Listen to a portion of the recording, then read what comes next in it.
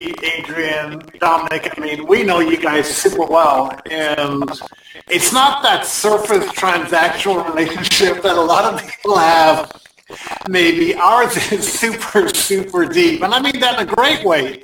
And I know you've been really nice and saying charismatic. I mean, Sylvia and I joined you and Sandy Greenberg in that company. I mean, Tom Chenault and Sandy partnered up together, and they formed a company together that Sylvia and I were invited to partner with them in, and that's how we really got to know Tom Chenault. And I will tell you, Tom and Denise Chenault are the real deal.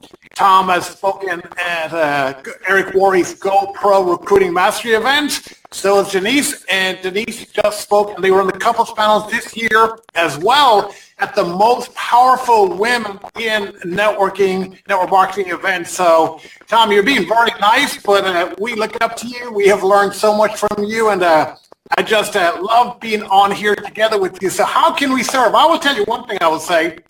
I learned this one from you, so write this one down, guys, because it's a really good one. People say the fortune's in the follow-up, but I do like this one, which is learning how to be politely persistent.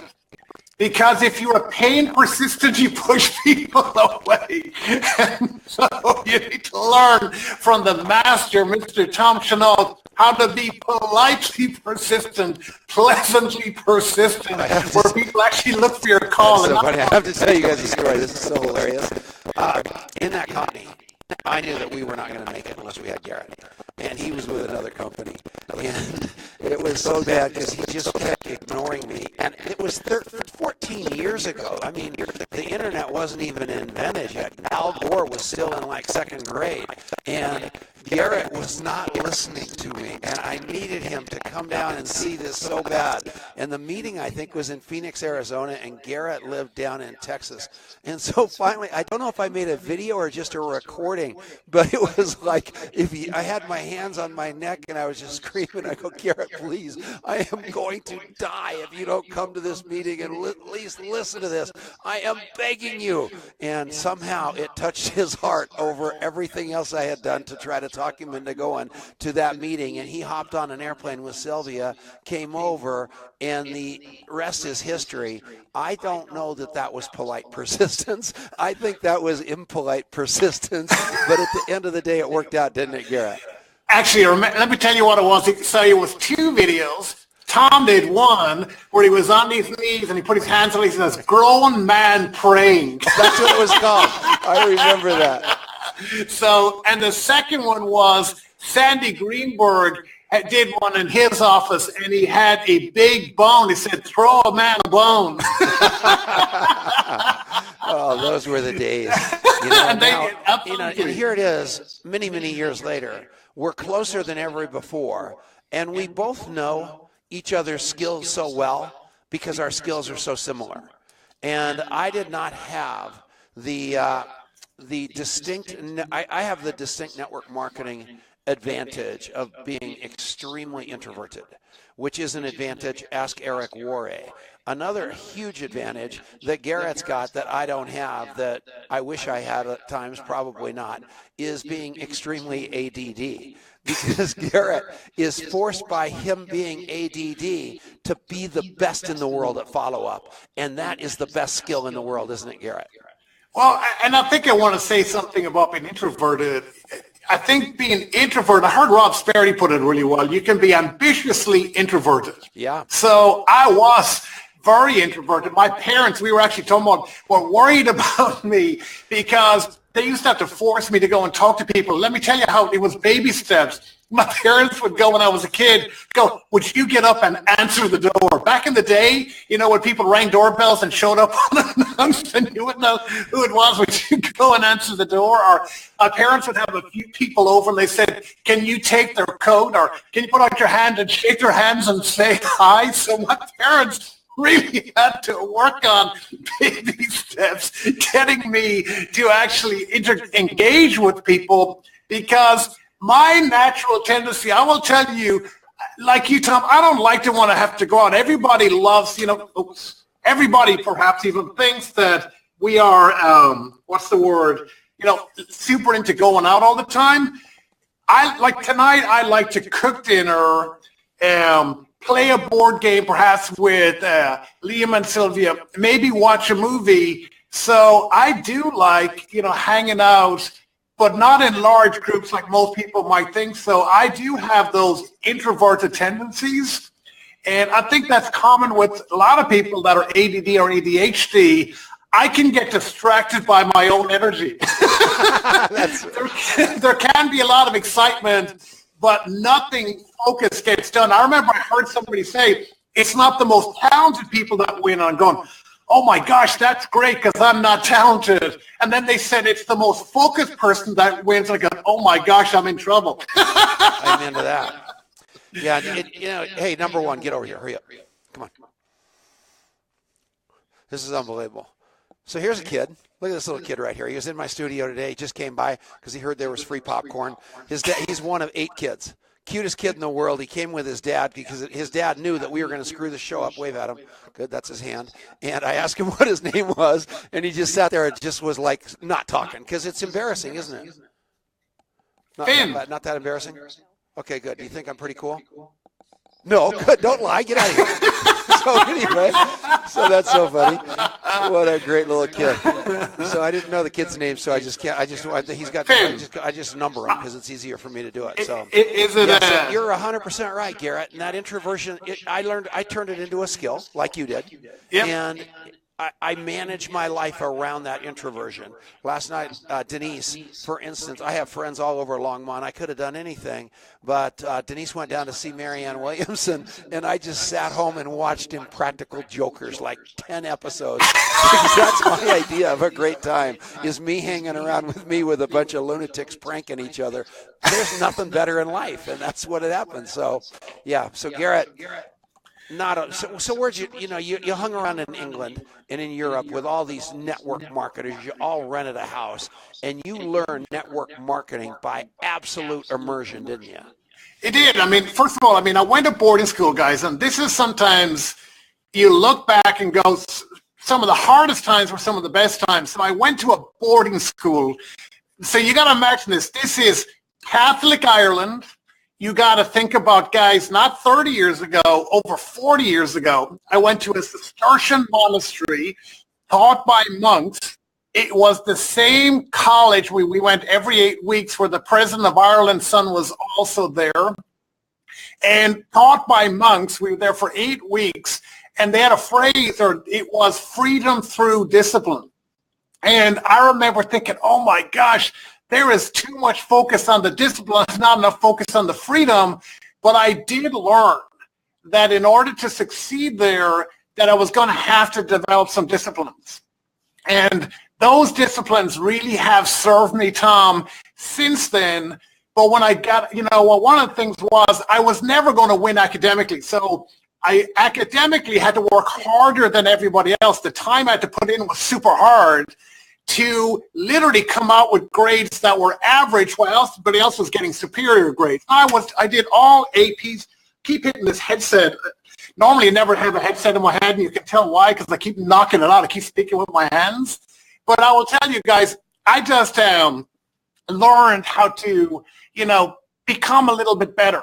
And I did get into network marketing, and my mentors were people that I worked with Jeff Olson, Eric Worre, there was Kathy Robbins, there was Paula Pritchard, there was George Zalaki, there was Art Napolitano, and I was blessed to have those people literally in my life for 2.5 years. One of them was with me pretty much every week for 2.5 years because I went full-time day one. Not that I would suggest that that's the thing that you need to do, but I did jump in. I did learn through immersion. I did learn how to become better, but I had to give something up. And I will tell you 2 things that these mentors said to me. Number one, when you fight for your limitations, you get to keep them, Tom. And that was really harsh because they followed up with something else that could have crushed me in hindsight. And I was really hurt by it, I remember at the time. And they said, you've got to stop hiding out behind your effort. No longer are you in an environment where you're disadvantaged, where you got to work 8 hours or 12 hours just to get the type of result everybody else will get in 1 or 2 hours because it was academia. In other words, it was college. Those days are over. So I was hiding out behind my effort, and they said, now all things are equal. You can succeed. You can win here. So you got to stop hiding out behind your effort. You got to take the coaching and focus on doing the things that'll help you get better with plan, do, review. And I probably had a review session with each one of those people once a week, every week for the next 2.5 years. And I don't think there was a period of time in which I learned more than that 2.5 years in my first 10 years for sure. Is that Napolitano kid that you interviewed the other night? Is that the son of Art Napolitano? No, but that's a good question. He could be, though. Wow, that kid's got some mad skill too. He does. I was introduced to him by it was Rob Sperry, I think, and Brian McMullen, and a few other people had recommended that you and I, interview people like that. So we were blessed that he was introduced to us. I didn't know him before that was an introduction that was made. He was incredible, wasn't he, Tom? Oh, I love that kid, and I'll tell you what, I hope you're having him speak at the Association of Network Marketing Professionals, and we'll get into that. But there's a big event coming up, and Garrett's kind of spearheading that. I love Garret McGrath, and you guys have no idea how important it is to have massive integrity in every area of your life in this profession. And if you don't have that, like in every area of your life, if you've got something going on in your marriage, if you've got something going on in your business, that isn't completely clean and there's a bunch of courses out there, the Landmark Forum, these various things. But what I got to a long time ago was the more complete I am with me, and the more I can get everything out from in between my ears, so I can just be with Garrett and myself right now and just really, really generate a conversation instead of worrying about everything else going on. That's when true relationship occurs. And that's why I'm such a nut about showing up to a meeting with somebody for the first time with nothing on the table, not a phone, not a tool, nothing, where I can just look somebody in the eye and basically have them look into my soul, because that's what it's going to take for you to develop the leaders that you're going to bring into your business. Everybody thinks this is a throw it against the wall game and hope something sticks. It is so the opposite of that. It's unbelievable. Right, Garrett? So much so. Let me share something. This is so brilliant about what you said, Tom. So you and I both share that common history, having gone to communications course. When you and I went through it, I believe it was called Communications Course 1 and 2. Yep. And subsequently we audited it, and I did it again with Sylvia, Communications Course 1 and 2, and put a lot of work in there. And one of the things that I learned, because I had a learning disability, in other words, when I was younger, I was in remedial English. I was in the slow classes because I found it hard to learn. And it wasn't diagnosed as a learning difference. It wasn't diagnosed as dyslexia or either dysgraphia. It was described because they thought I was smart as being lazy, being disobedient, being awkward, trying to not live up to my full potential. So I was, back in the day when corporal punishment was allowed, I felt in my case it wasn't more than just condoned, it was promoted. So I had a hard time. So my defense mechanism, so we learned this in the communications course, you develop when you first have a time when you are out on your own, or you experience pain where you have to find a defense mechanism that will work universally for you. So my defense mechanism became, if I can't get the result for the teacher, I'm going to make sure that visibly they know that I'm working incredibly hard, so it makes it hard for them to hit me or to hurt me. So think about that. The challenge with that defense mechanism is that you work hard. So I would hide out behind my effort. So I took that strategy, which was no longer serving me, and I identified that in the communication course. There's no such thing as coincidence. It's God's way of remaining anonymous. It literally just happened at the same time, right at the same time when I met Jeff Olson, George Aleki, Art Napolitano, and all those guys. So when they said to me, you got to stop hiding out behind your effort, I was hurt by it. I couldn't understand it. I was defensive around it. And then as it happened, I went to communications course at that same time. And the two concepts came into my mind. And I was in one of those alone times at home, either doing some work or reading or something. And I'm going, oh my gosh. Once you do that inventory, I had this breakthrough moment of going, wow, this was a defense mechanism in an environment in which was not set up for my success, which is academia. I am now in the world of network marketing and entrepreneurship. I need to give that up. I need to give up hiding behind my effort. I can take the hard work, but here I can be as good as, if not better than anybody else. So let me take the coaching and let me believe that I can also deserve to visibly win by helping myself and other people. So, Tom, that was probably deep and probably not where you wanted to go. No. I That never is thought so about that right on the now. money. When I first stopped drinking, I was sober like 30 days, 60 days. And I'll never forget it. The guy goes, and I'm like done. And I know that I'm completely sober and I'm going to probably be like Gandhi next week. And a guy, I'll never forget it, Ray Hayworth looked at me and said, you know, you got 60 days of sobriety, but you also understand, Tom, that the alcohol is only a symptom. And I went, what? And he goes, that drinking is only a symptom. I mean, which really meant you got deeper issues than that by a long shot, Tom. And it was like that moment you had, Garrett, where you went, what? And you're like frozen because you thought you had it. Hiding behind your effort. I mean, how many of you out there do that, where you're so busy and all you tell everybody is how busy you are and how much you did, not how much you were able to accomplish, but how much you were doing, hiding behind that effort, instead of going and doing that personal development to become massively your best you, where all of this resides, is becoming your best you. It's got nothing to do with those people out there. I promise you. Once you get your best you, you're going to be able to relate to the planet, and it is a beautiful thing, right, Garrett? Without a doubt, and so when all these guys came into my life, and as I mentioned who they were. So there was Jeff Olson, Paula Pritchard, and Kathy Robbins. There was Eric Worre, Art Napolitano, whose son is not Anthony but Napolitano.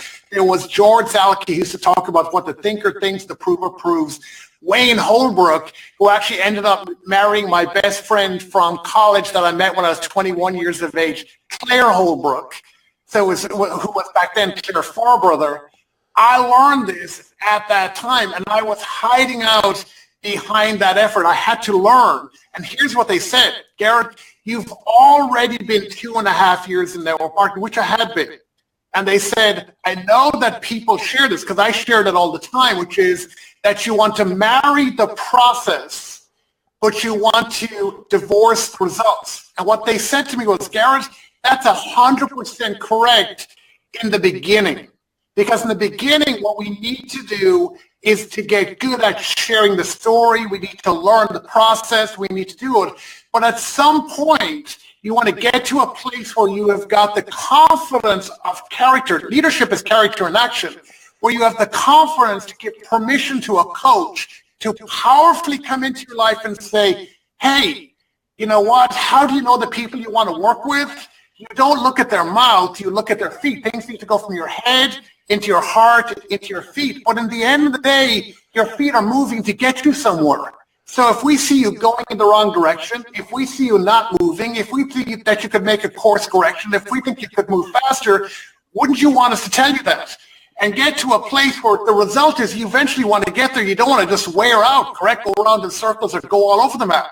So there gets to a point where you can go, I can marry the process, and I can also get married to, I'm going to get to where I want to go. I can let someone give me feedback because I'm no longer just needing to put in the effort. I'm going to put in effort and become efficient because I'm open to coaching, and that coaching will not stop me, will not disappoint me. I can learn, I can, you know what I mean? I can take it on and do better. And I will tell you guys, Tom Chenault is right on.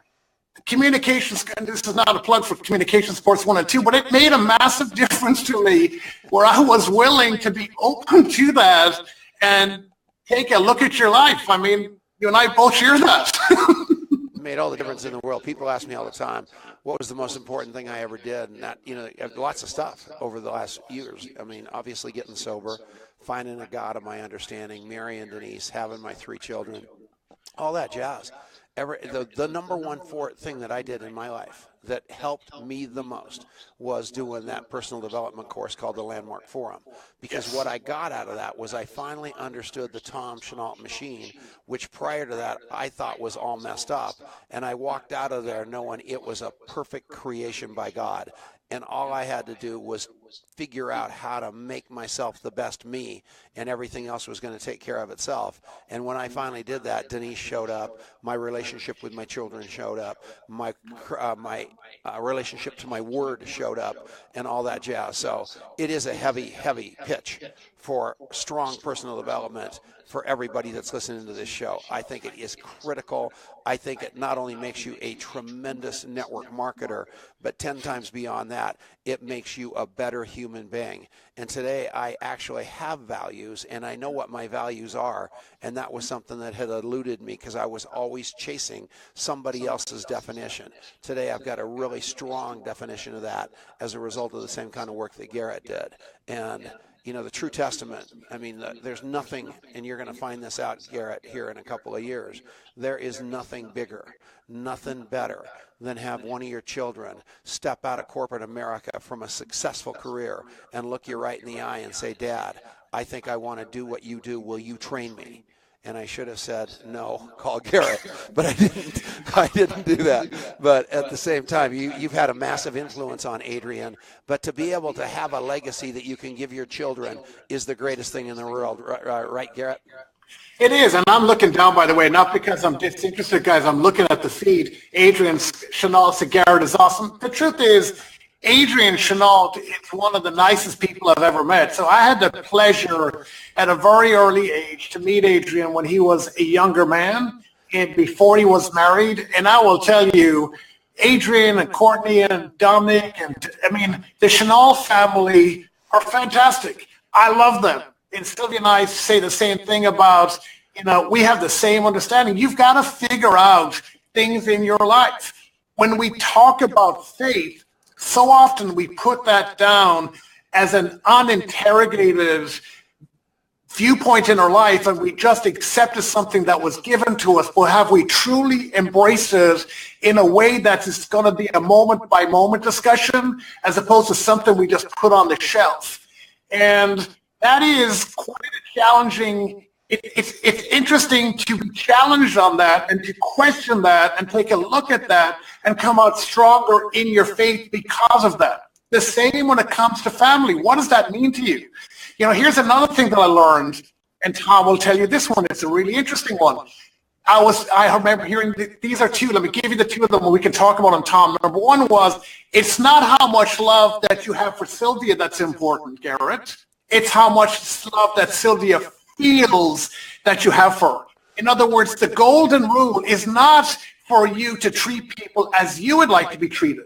It's for you to open up to another level of connection with that person, to love people in the way and respect people in the way they want to be respected, they want to be loved and appreciated, and they will feel it, they will appreciate it, they will feel it. So learning that. And the other one is this: pain plus reflection equals progress. I recently read that also again in Ray Dalio's book where it talked about principles, but it's a really great concept. You get it, you know, when you look at the landmark education, it's pain. When we look back at challenges we've had in our lives and we learn how to do it as we go, plus reflection. But I mean a real reflection, not just a surfacey kind of reflection. And then when you do that, that equals progress. And there are certain people in your life like a Tom Chenault who are friends with you enough to call you on your stuff. And I'll give you an example. Our son, Philip, was on drugs, was doing heroin. Our lives, don't need to go into it. I can't even begin to describe to you guys how our lives were falling apart. And Tom said to us something that changed everything. But how many of you would have the confidence to share something like this? He said, Garrett and Sylvia, I want you to realize you are killing your son under your own roof. Now, think about the reflection that goes on after that conversation, and it was from there progress happened. So we were in pain, and then when we're given a new perspective to have a new form of reflection, there actually was progress. So it is only because I think a big part of they had the landmark communication under our belt. Sylvia had been, I had been, Denise had been, Tom had been, and I just am very grateful that our son is alive today. He said to us many times, he goes, Dad, I'll tell you one thing, Garrett, he just says this all the time. He goes, you know what? My friends are either dead or in jail. And we feel very blessed because he's found his way back into his faith. He has sobriety. He has not done any heroin and since his recovery, and we feel very blessed and very grateful for that, and give all the glory and honor to God, and just feel very grateful for that. But I will tell you, Tom Chenault was God's hand on earth to have that conversation, because I can look back and see that pivotal point. We have got to let people into our lives to the level that we can have conversations with that, like that. And all of us have to have that. And little did I know that I would end up being in the same boat as Garrett and Sylvia and Philip. And had I not been around those lessons that I was given so freely to other people, but not taken my own advice, in finally doing that. But all of us, everybody thinks Garrett's got this great life. Everybody thinks I've got this great life. I'm telling you, everybody that you know, Brene Brown says this, everybody that you know has a story that will bring you to your knees if you just take the time to listen. And this week, Adrian and Denise and I are going down to Colorado State Penitentiary, the maximum security prison there. And we are going down there with a group called Defy Ventures. And we are going to be walking the line with the maximum security prisoners who have chosen a different life for rehabilitation. Their sentences aren't ending earlier, but they are all committing to learning Tony Robbins and everything like that, where they're doing their time in jail, learning how to be entrepreneurs, learning how to be business people. They're learning how to come out of prison with integrity.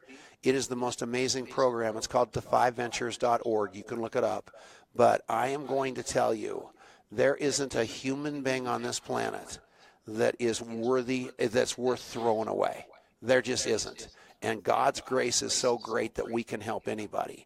And that's what I love about this great equalizer called multi-level marketing, because there is absolutely nobody that can't grab their own brass ring and go for it as long as we're there to help them along. And I take what we do so seriously, because I think this is the last form of entrepreneurism on the planet, where anybody with the eye of the tiger can change that life that they so desperately want.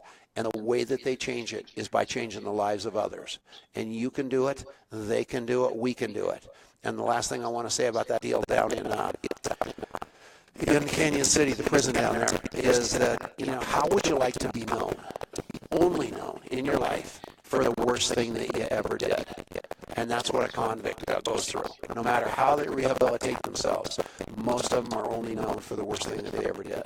And there's a lot of egregious stuff out there that is really, really tough to swallow. But the system says that if you do your time, you're 40, 50 years in jail, you come out, you're back on the streets. So we might as well rehabilitate them versus just turn them loose to go re-offend again.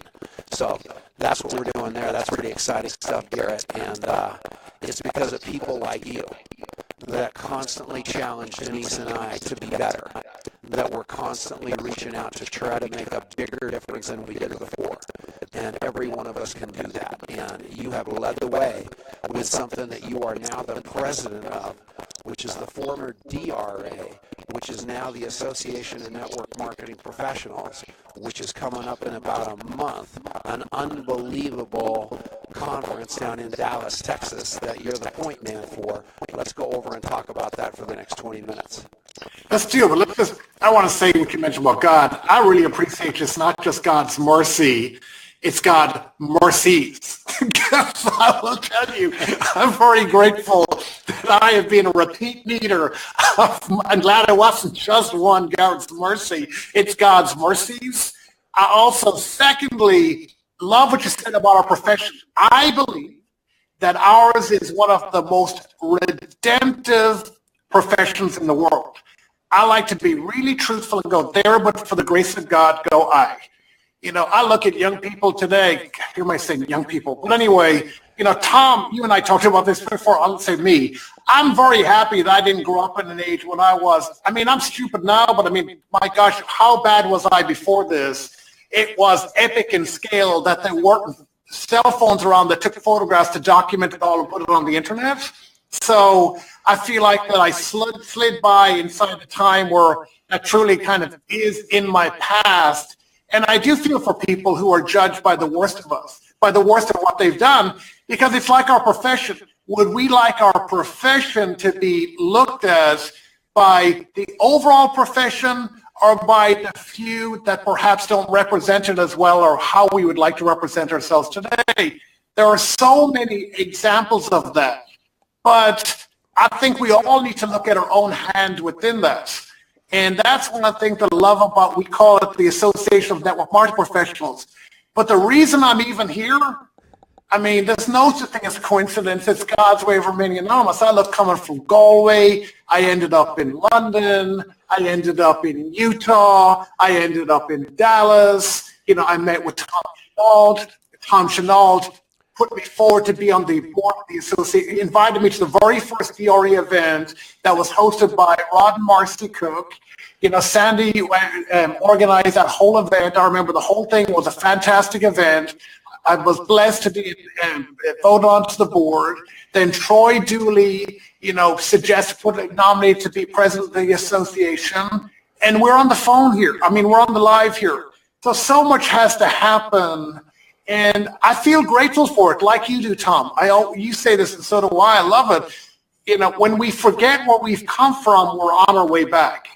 And we would love to be able to give back because Tom and I and Denise and Sylvia feel very appreciative, and not for the financial rewards, but for the character rewards, who we've become through the profession, through the friendships that we've been blessed to have because of this profession, through the learning that we were exposed to that perhaps we might not have been exposed to, and all these what we might call intangibles that have come because of it, whether it's our children, how they are, or how we get to live. And we want to become better. We want to be a better example. We want to help other people. And that's why I love the association event that's coming up. There's so much I love about it, but I love the fact that I think growth comes from, you mentioned the word immersion yourself in 35 hours at a weekend that's over 35 hours of convention time. And I'm not talking about when you sleep. I'm talking about live convention time with over 60, nearly 70 speakers. So not only are you immersed, there are so many people that you see that you will aspire to be who they are, but you'll also be able to, associate. You will also look at them and go, I feel like that I understand this person, or they are accessible to me. I relate to their story. Their story might even be worse than mine, so it gives me hope. And I love that because what we do is we're a not-for-profit organization, and it's 70 people coming together. There would be hundreds of people in that room who would be qualified to speak. But 70 speakers will speak this year, and another 70 will speak next year. But it's about giving back. No one speaks about their product. No one speaks about their business. No one gets paid. No one gets paid. We don't pay for anyone's. Every speaker buys their own ticket. They get no free tickets. They get nothing other than the reward of contribution. We don't pay for airline tickets, hotel rooms. Tom, you know it. It costs all the speakers to be there, but they come for contribution and the value they receive from everybody else. And I want to just give, public thanks to you for inviting me and mentoring me and guiding us to be here. We wouldn't be here because if it weren't for you and Troy. And one thing we wanted to talk about, we had a board call the other day about a stigma out there around this whole, I don't care if it's GoPro, I don't care if it's the ANMP, wherever it is, about being able to buy yourself to stages. And I want to dispel that notion right now and officially. And if you ever catch anybody being able to buy their way to a stage in network marketing, I mean, that's the fastest reason not to go to somebody's event. Because I'll tell you what, you shouldn't be able to do that. They've got to put the best speakers, on our board call, and the board that is behind the ANMP is bad to the bone in itself. It would blow your mind. Donna Johnson and Jordan Adler, and I'm going to miss some names, Brian McMullen, Keith Halls, everybody talking on that call the other day about we have got to get the word out that you earn your way to the stage by being great in this space, not as just a speaker, but as an unbelievable human being that is changing lives. That's how you get to that stage. And we desperately need more people on that stage, which means we desperately need more people to be stepping up, being more successful, and being more proactive for everybody in this profession, not just your company, right? Without a doubt. And Tom, we are a not-for-profit association, so I do understand that our goals are to elevate our profession through an association. So what you mentioned about you cannot, N-O-T, there's no way to get on that stage other than through contribution, other than making a decision that I'm going to contribute, I'm going to support the profession by showing up, I'm going to be a member, I'm going to be in attendance. Many start then after all of that on a panel, so we contribute as a panel speaker, and they speak for 20 minutes. No one speaks for longer than 20 minutes. Everybody speaks for less than 20 minutes. It's anywhere, we say, between 16 and 20 minutes. You go 1 minute over, the music's playing, you go 2 minutes over, and we're literally dancing you off the stage. So and we all speak as a team. In other words, you don't always get to choose the topic you want to speak on it, because if someone's already speaking on it, we go, that's a great topic. We know you would be brilliant, but there's always already someone speaking then. Or maybe you want to speak at a different time in the convention. We say that topic is great, but that would be suitable towards the beginning. We have to slate it down and speak towards the end. So we speak as a team to create an overall outcome. So it's not one person. And, one of the things that I've done in order to be an example in that, I've never spoken. So as being, one of the things of being at the conference, I've never actually taken one of those 20-minute spots and spoke at the convention, because it is about contribution. And I truly believe that your actions speak so loudly, I cannot hear your words. And I love the board being a stand for that. And I love the fact that, Tom, you and Denise have always been a stand for that. Guys, you can't do anything. You can't buy tickets. You can't do anything. The only way that you speak is because we believe you're the right person to bring that topic, value, and contribution into our profession at that convention. And that's how it is. So, Tom, I thank you very much for bringing that up. I mean, you were the person that brought that up on our conference call. We have a mandatory board conference call every month, and Tom brought that up as one of the... It was a pregnant moment, to say the least, but it needed to be said, because... Yeah. We all need to remember that. And sometimes I forget, because I get a little power and, I'll see what I can do, or I'm this Mr. Big. And guess what? I'm not. There's a panel, and we make a decision based on what you do, and that is really, really cool. Garrett. Yep. You're kind of a fraud, and the reason I say that is because 99% of what you get done is really Sylvia. Yes. So I was trying to figure out how to make that cool, and I wanted to have the pregnant moment, like, what's he going to say now? But it's the truth. I mean, talk about what your wife does. I've never met anybody that worked harder, worked behind the scenes, fought away from the attention, but got it done. Websites, everything that could possibly be done. organization of everything ever since I was there when you met her down in Utah and saw the entire courtship, saw you selling the house by yourself. I'll never forget when you guys did that because you couldn't get it done, so you did it. You saw something in the paper and figured out how to do it, and you two went out and sold your house.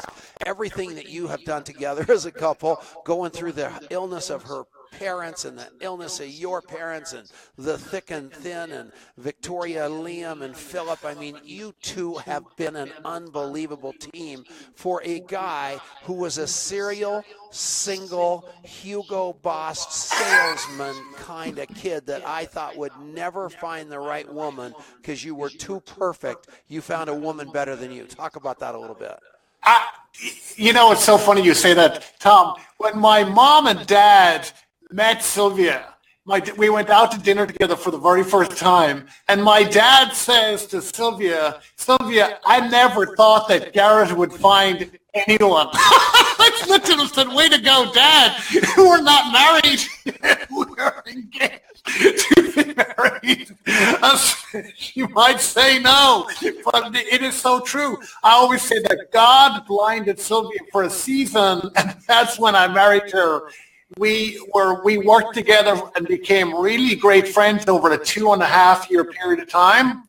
Sylvia was on the corporate side of the business that Tom and I were part of, and I just had tremendous respect, appreciation, admiration, and I remember when that company went out of business, I called up Sylvia and said, Sylvia, I've got good news and bad news.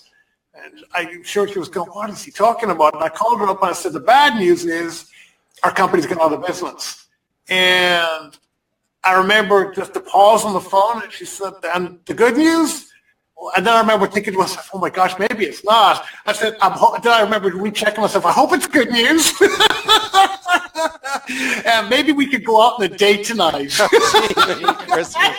That is so cool. It's so cute and so you, Garrett. And I've watched it, and I'm so insanely proud of you both. I mean, to work together every day, day in, day out. I've seen you do 25-hour days, and I'm not kidding.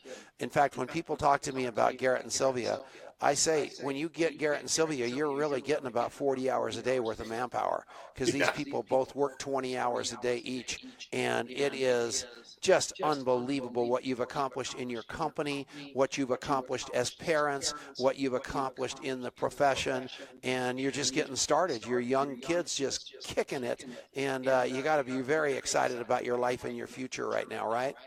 Oh, without a doubt. In fact, we won't talk about it here, but another time, guys, myself and Sylvia and Philip and Victoria, not Liam, actually have a family tattoo that we created. That's why Tom referred to through thick and thin.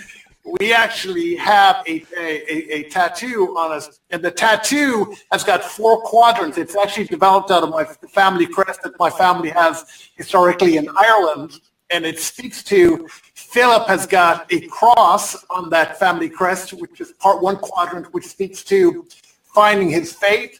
Her daughter Victoria has a laurel wreath, which speaks to victory, and also that Olympian spirit, so that victory.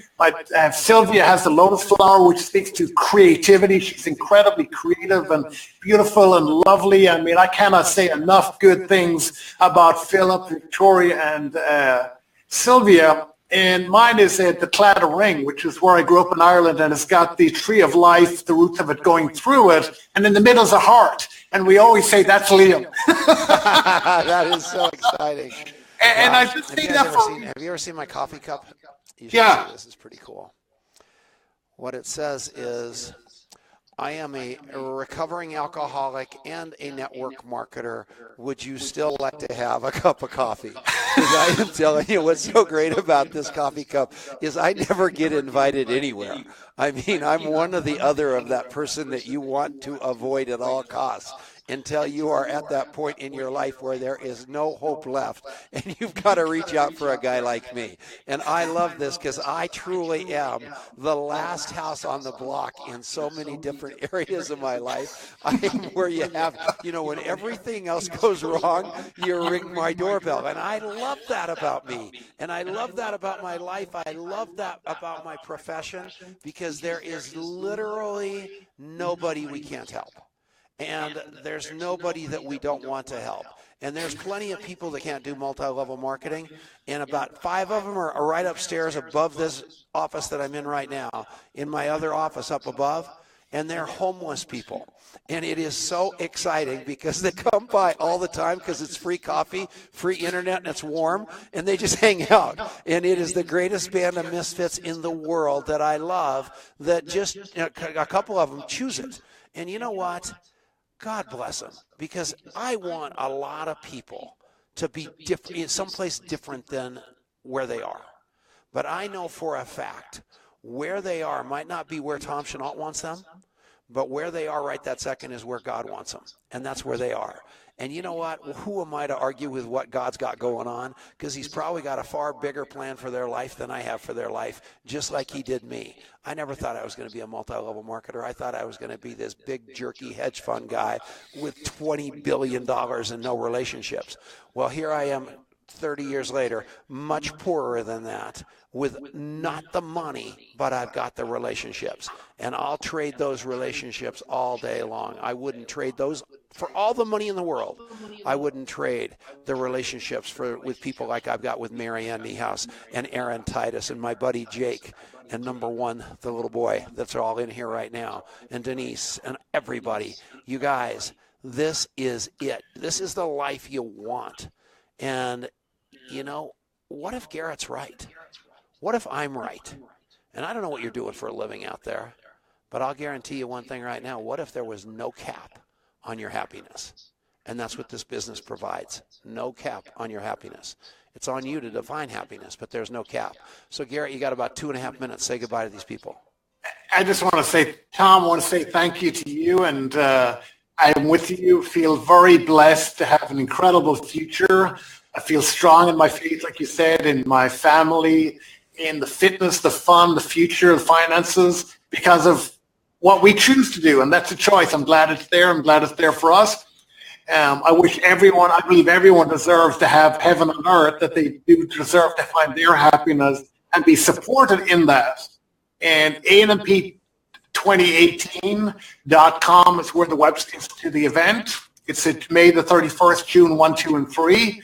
And it truly is something that is different. It's 35 hours of convention, over 60 speakers. You can see them, nearly all of them, on that website. You can buy single tickets for, you can go for around $99 and to $299, which is the whole VIP with the gala dinner and everything else, because it's a not-for-profit, guys. Tom, I want to thank you. I wouldn't have met Keith Halls and all the people that are mentors in the life of Sylvia and I. We feel blessed and very grateful and appreciative. So, Tom, I just look at the clock here. I know just back over to you. Can't express enough gratitude. I know there's lots of people I've forgotten, but just know that we appreciate all of you, that we all get to build this life here together. So, Tom, thank you very much, and lots of love to you and your family. And I heard it snowed there today, so I hope it's beginning to thaw out over there. Yeah, it's not bad. Next week we got Bob Bodine. And he wrote The Power of Who. He lives there in Dallas. I hope I can even actually get him over and let him see what's going on at the ANMP next month. But he's the most powerful guy in the National Football League you've never heard of. And I read his book on an airplane, fell in love with this guy. He's turned into an unbelievable friend and a friend of this profession. He wrote a book about his relationship with Christ called Two Chairs, which is also unbelievable. He'll be with us next Saturday. But this new format, we're going to get it dialed in. I know we started off bad, but I'll tell you what, bad turns into great. And this will turn into great. We'll see you all next week on the Tom Chenault Show. Thanks for listening, everybody. Cheers, guys. God bless. Thank you very much. Appreciate it.